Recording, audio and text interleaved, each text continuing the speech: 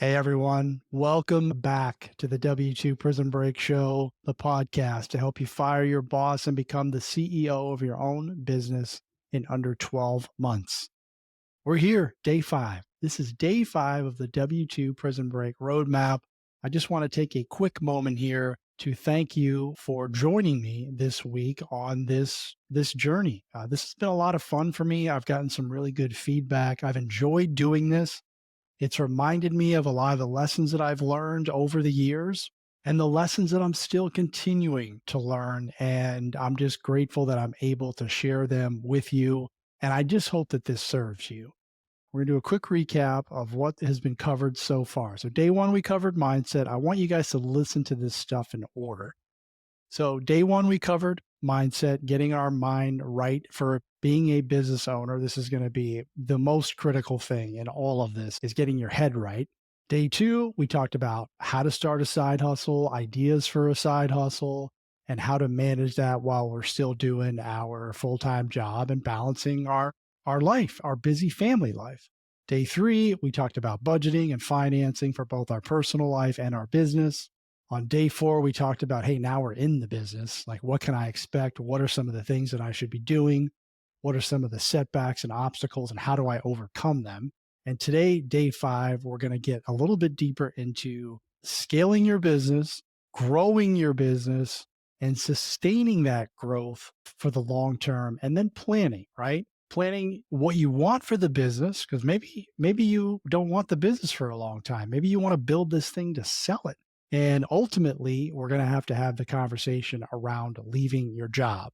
This is what W2 Prison Break is built on. You want to get out of your job. So eventually, we're going to have that conversation. We're going to have that to make that decision. I've had to make it, and I'm going to give you some guidance on how you can make that decision when you feel the time is right, because ultimately, that's your decision. And remember, all of this content, the video, the audio, the transcripts, and the ebook is all going to be delivered to your inbox. You simply just need to go to w2prisonbreak.com/roadmap and sign up. And when everything's ready, you're going to get it all for free, and it will always be free.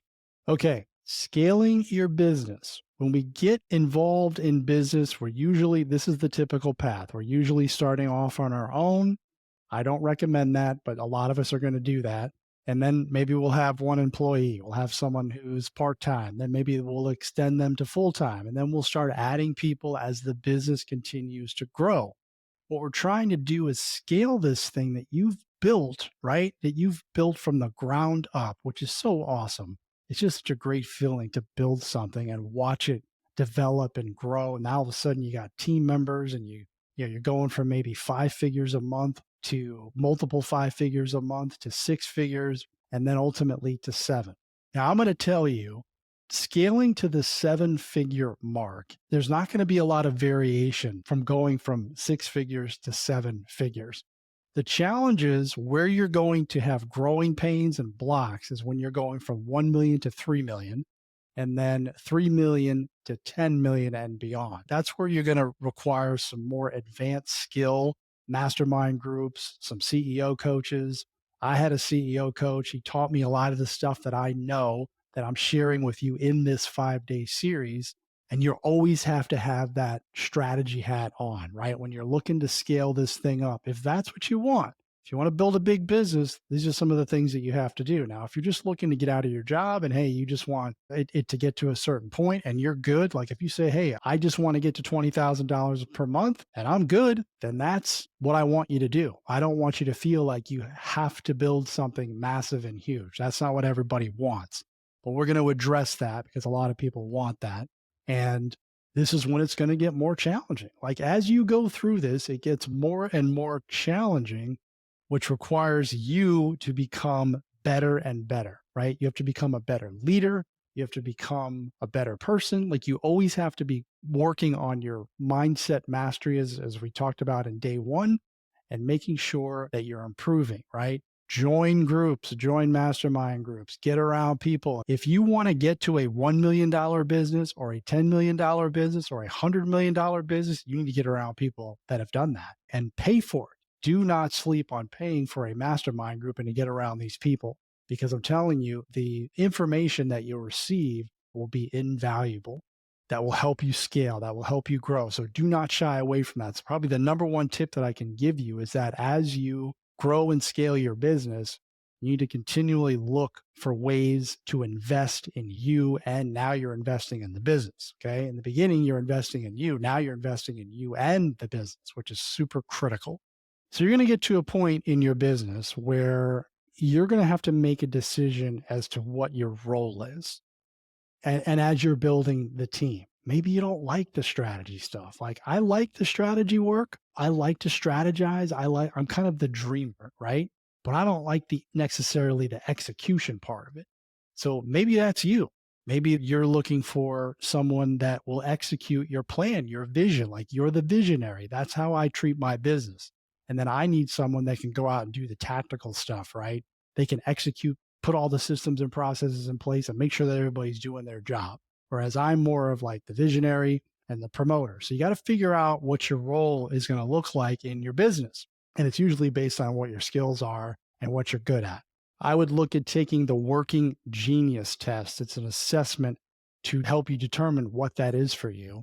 It's $25. Just go to theworkinggenius.com and it spits out a report. You answer a bunch of questions and it'll help you evaluate like, hey, these are your zones of genius, the areas that you should be working on where you thrive the most.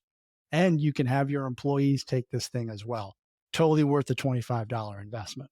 So as we're growing and as we're scaling, we need to invest more and more time and energy and dollars into strategy, right? Instead of spending one day as a CEO day, like you're going to spend an entire day or maybe 2 days evaluating the business with your entire team. It's called an offsite, and you're going to do a SWOT analysis. You might even bring somebody in to help you, but this is where you are evaluating the entire business. What worked for you? What didn't work for you? What are the opportunities? What are the strengths? What are the weaknesses? What are the lessons learned?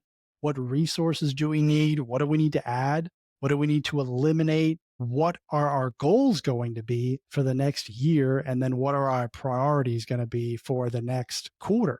And that all gets defined and spelled out, and you have action items. You assign team members to handle those action items. Again, you're the CEO of the business. You're dictating all of this stuff and putting the team together. Again, set the vision, build the team, don't run out of money. Those are your 3 jobs as the CEO.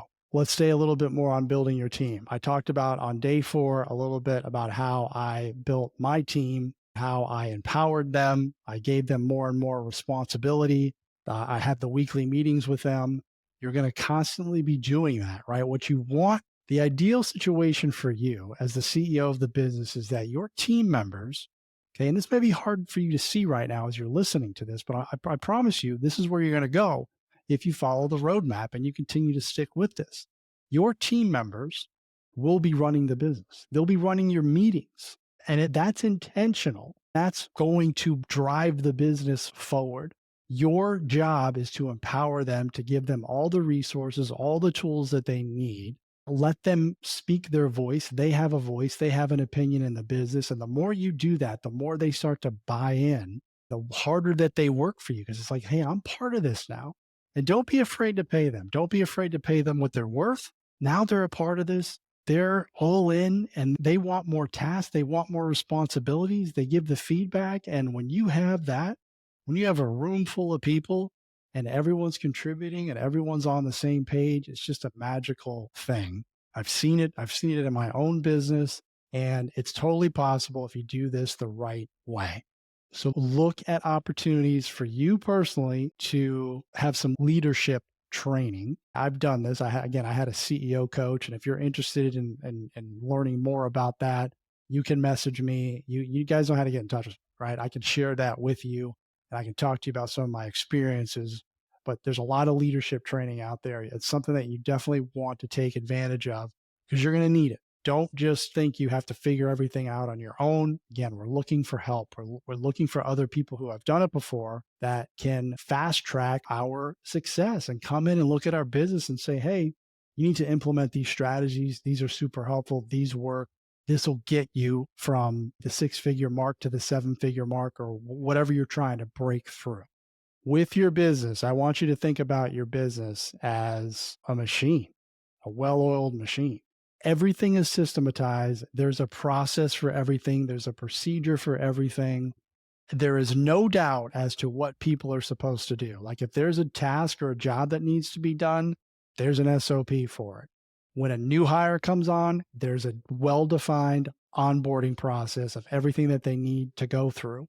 One of the biggest tips that I learned, and this has really been helpful, and again, your employees might resist this at first, but the onboarding process will show them how to do everything, will show them how to do their job.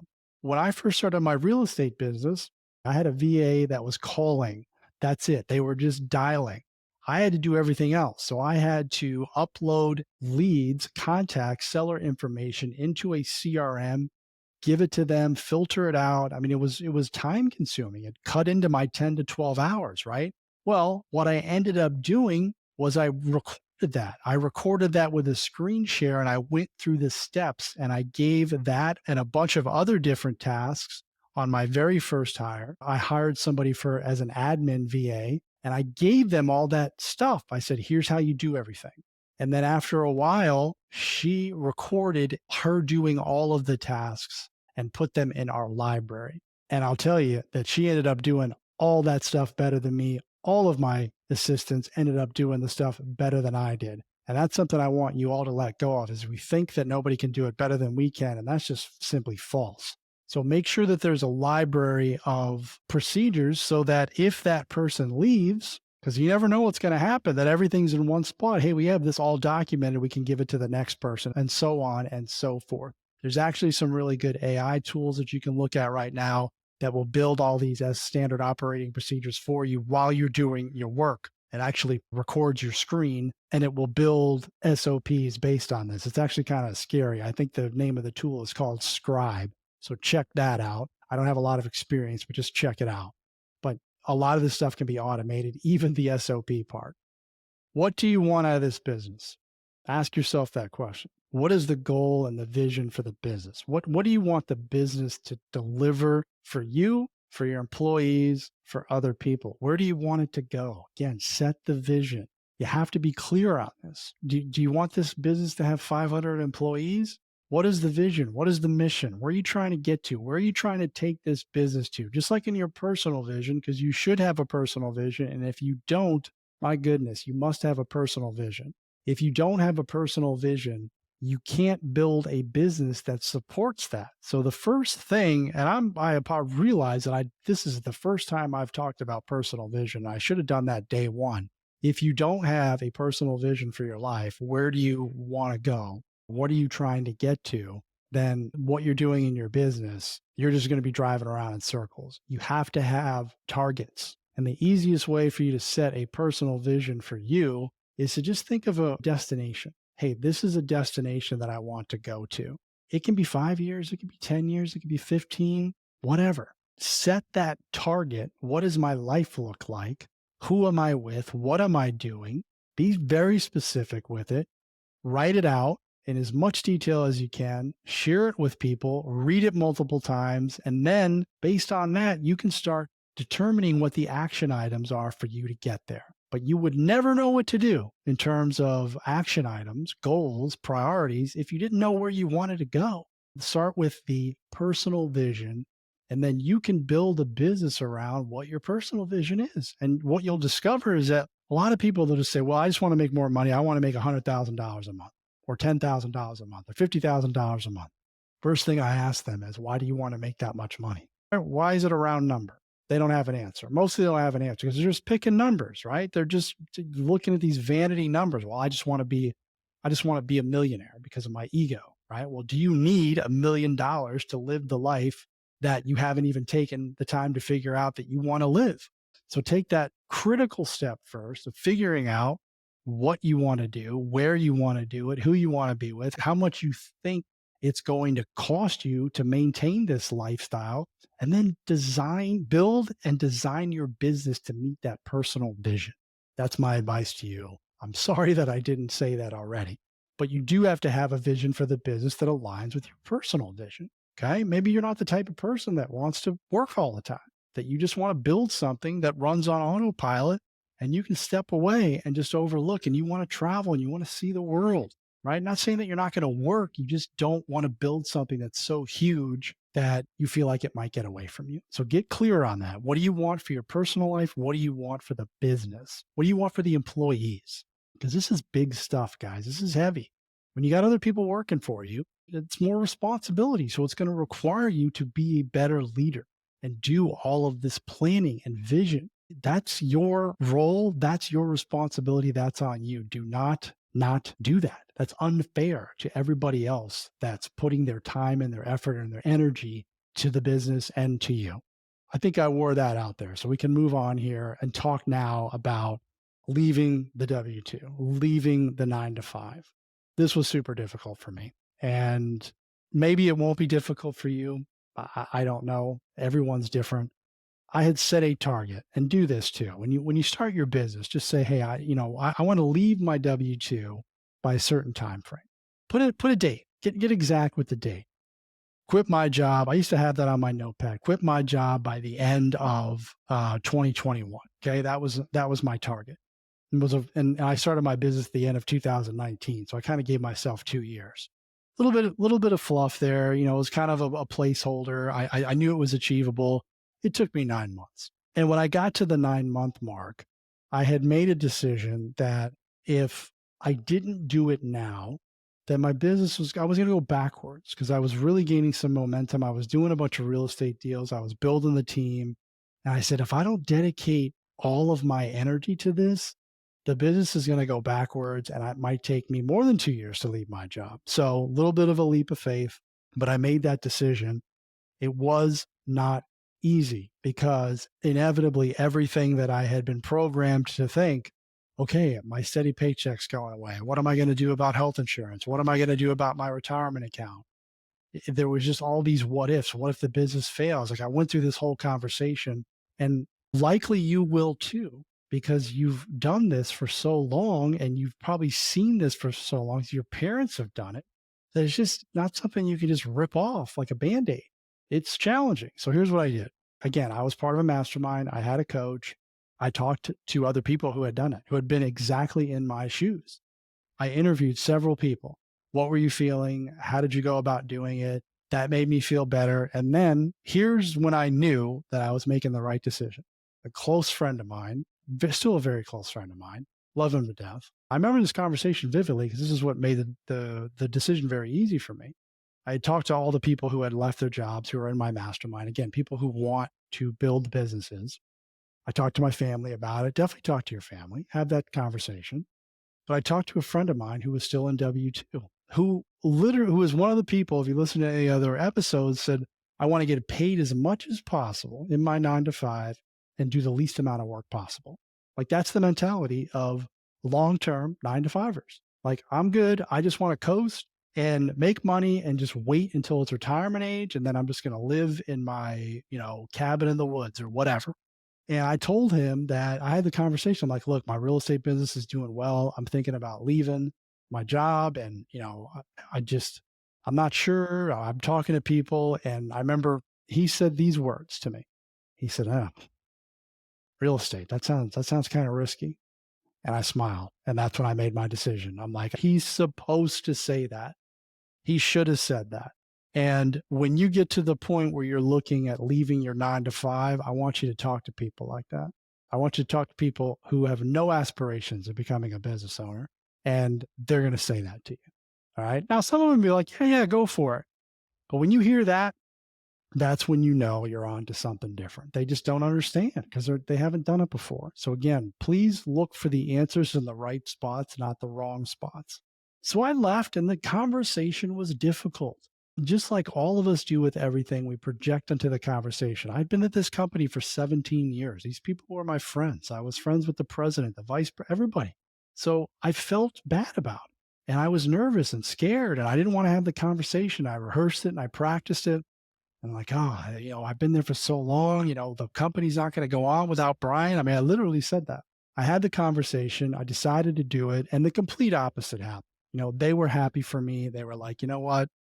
You deserve it. You're totally worthy of this. We're sad to see you go. And guess what? Life goes on without Brian. It does. I haven't been there for 3.5 years. They didn't go out of business. They're doing really well, actually. And you got to let go of that because this is business. In your own business that you're building right now or that you're about to build because you're inspired by this 5-day roadmap, people are going to leave. They're going to come in and out of your business. It's inevitable. You're the constant, though, right? Not everyone's going to stay with you. I've had multiple people come and go out of my business, and the company still survives. And that's exactly what happened with my former employers. And there's no hard feelings. It's like I just did it the right way. So do it the right way, right? Some of you might have really bad situations with your jobs, but I always just encourage you to do that diplomatically. And you don't ever want to really burn a bridge, even though it might feel good at the time. You just never know, right? And that's going to help you be a better leader. Always look to take the high road. All right. So you've left your job. Okay. You've left your job. You're full-time in your business. This is exciting. This is where we're trying to get to. We've made our W-2 prison break. Okay. And if you've done that, if you get to a situation where you worked a corporate job, you built a business, and you listen to this show or you were in my circle at all, I want you to reach out to me and I want to have you on the show. And I want to talk to you about your path because this inspires people, right? Like you're doing it. You're inspiring people to do what they know they can do, what they think they can do, what they believe that they can do. They're just too scared, right? They're just too scared to even try because of all these what ifs, all these unknowns. Like you've done it. You've made the leap. You've built the business. Now it's time for you to go all in and do this full time. And I'm telling you, this is going to be scary. There's a moment there where you transition and now I'm in this full time. You probably won't know what to do first. I'm going to encourage you and just tell you that the best thing that you can do is to not get distracted, not fall into shiny object syndrome. Well, I got all this time now. I just bought 40 hours back because you were working 40 hours a week and maybe 10 to 15 on the business. You got 40 hours now. Don't go doing stupid stuff with that 40 hours, like trying to add another income stream or trying to build another product. Focus on what worked to get you out of that 9-to-5 job.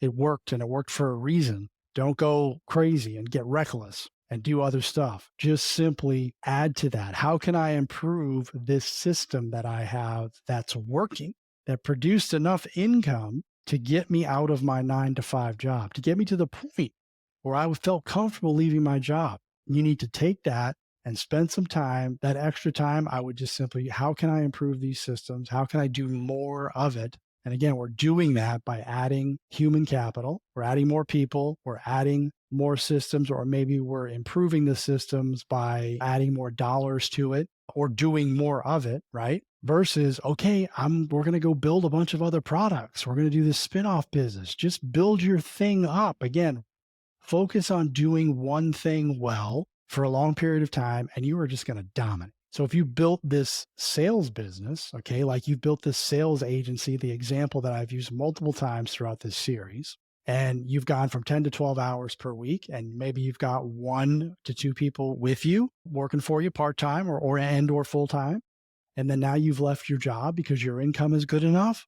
If you're at $20,000 a month, how can I get it to 50 and then 100, right? And then after that, again, once you get to the million part, you're going to have some roadblocks and challenges to get from 1 million to 3 million. But that's what I would be focusing on because this thing works that you've built. It works. So don't get distracted and think that you have to add stuff to it like other products and services. Stick with what works. Even though it might be boring, don't fall into that trap. It is a trap that most entrepreneurs fall into.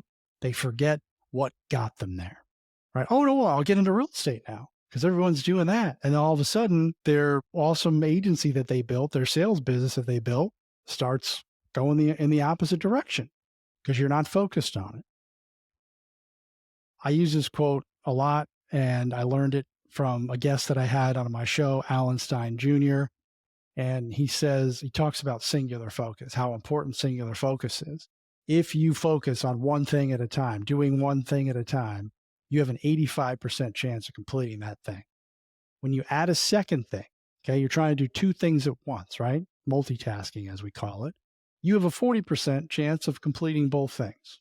significantly reduced. When you add a third thing, which again, entrepreneurship, oh, I'll do real estate or all this other product, you have now a 4% chance of completing all three tasks. This is a scientific study that's been done. We are not meant to do that. We can't do both. And all you have to do is look at how bad your focus is when you're trying to do multiple things at once. That's why one thing at a time, right? So stick with what got you there and build that into something that is super scalable. You can just add more people, you can add more dollars to it. And then once it's running and looking good and awesome, then you can make the decision. All right, I want to go from 1 million to 3 million. Maybe I want to add a different product or service in it. Maybe I want to improve my product. That's what you should be doing. Like just improving everything, improving all the systems, improving the product, improving your offer, getting better at sales, getting better at marketing, just like getting more people. Throw gas on the fire that you created that got you out of the job. That's going to be your best bet. Don't get distracted. Easier said than done. I get it. Okay, now I want to talk to you a little bit about once you get to where you're looking to go, right? I've made it. I've left my job. You have this success both with your business and, maybe money, definitely money. And that's one of the reasons that we're doing this. It's really important to not lose sight of who you are. Make sure that you understand that you were in this spot. I always look at this. I was in a dark place. I wasn't in a good spot for a long time. I wasn't having a good time. I didn't like my life. And I encounter a lot of people that are in a similar situation, whether it's on my TikTok lives or I meet them in person or they schedule calls with me. However I communicate or interact with them, I just remind them like, hey, I was in your shoes. And everyone who's listening, you're in a 9-to-5 job and you don't like it and you don't like your life and you're not happy. Look, I was in your shoes. I know what it's like. It's still pretty fresh. And if you become the successful business owner, if you pull off the exit, the transition from W-2 to business owner, don't forget where you came from. And don't forget that there's other people out there that are suffering, that are hurting, that need some guidance, right? That need your guidance. Help them out. Give them your knowledge. Don't ask anything in return. Just give it to them. Encourage them, inspire them, because again, that's what you needed. You needed this. Some of you needed this roadmap. You needed to hear my voice. You needed me to do this 5-day podcast series. And I don't say that to be egotistical, but the truth is some of you needed it. And you're going to get to the point. Some of you are going to take action. A lot of you are not. This is just the reality of it. Some of you are going to be inspired by this, and that's going to fade out. Some of you are going to be inspired by this and you're going to follow all the steps. You're going to wait for all the content and you're just going to go through this. You're going to remember it. You're going to refer back to it and you're going to succeed. And then you're going to be able to help somebody else. And I just want you to have that opportunity to do it because it's a great feeling. Look, accolades, success, money, all that stuff is awesome. But I can't tell you how amazing it is when somebody, especially people that I've never met before, have come up to me and told me, hey, that thing you said about your son, or that thing you mentioned about mindset, or that story that you told about how you were unhappy with your life, that really resonated with me. You're the reason that I took action. Someone's going to say that to you. It's just such a tremendous feeling. So I would encourage you to share your stories because I didn't think that there was anything to my story. I really didn't. But when I started talking about my son, it just really resonated with people. And there's something with you and with your story that people need to hear because that's what people connect with, right? They connect with the stories and they say, hey, yeah, me too. I feel the same way. So don't lose sight of that. When you've reached the top or you've gotten much higher than where you are now, don't forget where you came from and help other people. It's really, really important. And it's going to serve you. It's going to make you feel better. It's going to make you be a better leader. That all comes back to you. Like I believe in that. I believe in giving back to the universe and that it'll all come back to you. It might take a little bit. You never know what's going to come. It might take longer than you want it to, but I do believe in that. And I do believe in this roadmap. I believe that if you follow all of the steps and take all of the advice and believe in yourself and you don't give up and you give yourself grace along the way and you take care of yourself and you understand that this is not going to be easy, that it's worth it. It's worth the effort. It's worth you sacrificing your time, because that's going to be a challenge for a lot of you. You'll get to the point where, wow, I'm spending all this time doing this and I'm not really getting the result that I want. You're afraid that you're wasting your time. You're afraid. And then you start to doubt yourself. Is this really going to work? Those are the moments right there where you have to find a way to continue to push on and push forward, because it is worth your time. Even if it didn't work, like, that's the whole point of this, is doing the work, not the result, not the outcome.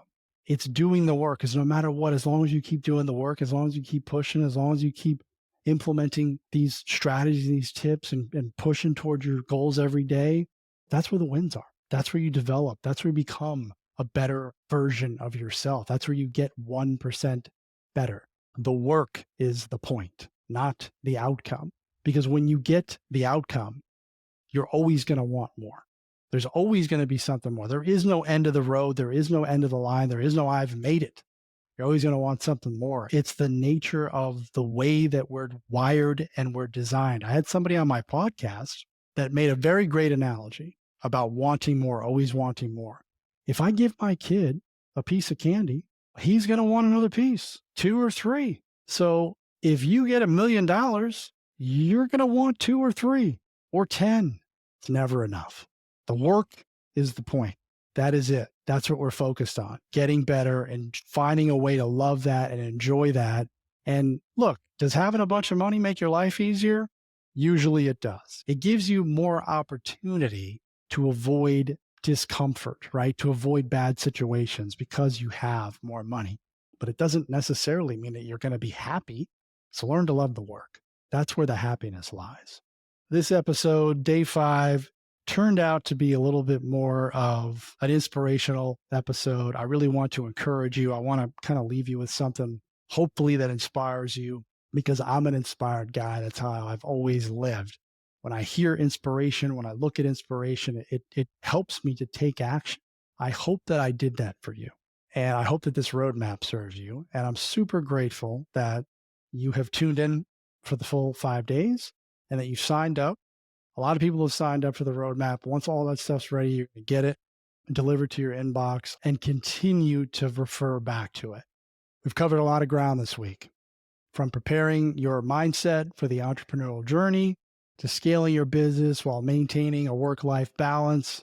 Remember, this is a marathon. This is not a sprint. This is worth waiting for. At the time of this recording, I'm turning 50 years old in a couple of weeks, and I'm just getting started. So it's never too late. You're never too young. I want you to all to know, wherever you are, driving in your car, you're listening wherever you are, I believe in you, and I know you can do it. The question is, do you? Thank you for tuning in. I love all of you. Make it an excellent day.